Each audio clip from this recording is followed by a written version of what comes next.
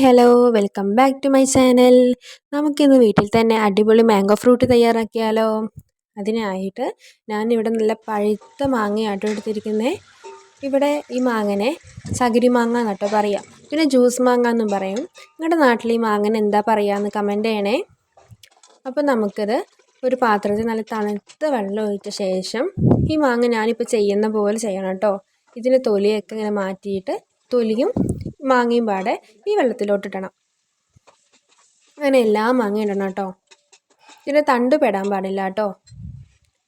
നമ്മൾ കടയിൽ നിന്നൊക്കെ വാങ്ങുന്ന ഫ്രൂട്ടിയില്ലേ, അതേ ടേസ്റ്റിനെ ഇരിക്കാം, പക്ഷെ അതിൽ കെമിക്കൽ ഉണ്ടാവും, ഇതിൽ കെമിക്കലില്ല. അത്രയേ ഉള്ളൂ കേട്ടോ. നല്ല അടിപൊളി ടേസ്റ്റാണ് കേട്ടോ ഈ മാങ്ങ. വെറുതെ കഴിക്കാനും ഭയങ്കര ടേസ്റ്റാണേ. നല്ലോണം പിഴിഞ്ഞെടുക്കണം കേട്ടോ.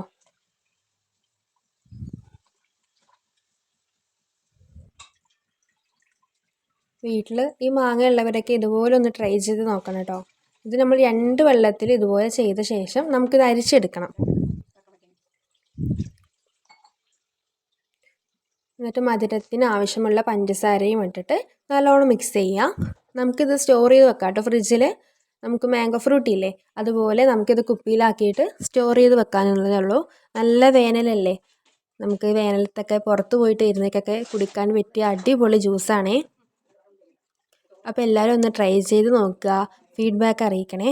നമ്മുടെ ചാനൽ ആദ്യമായിട്ട് കാണുന്നവരാണെന്നുണ്ടെങ്കിൽ നമ്മുടെ ചാനൽ സബ്സ്ക്രൈബ് ചെയ്യാനും ലൈക്ക് ചെയ്യാനും ഒന്നും മറക്കല്ലേ. അപ്പോൾ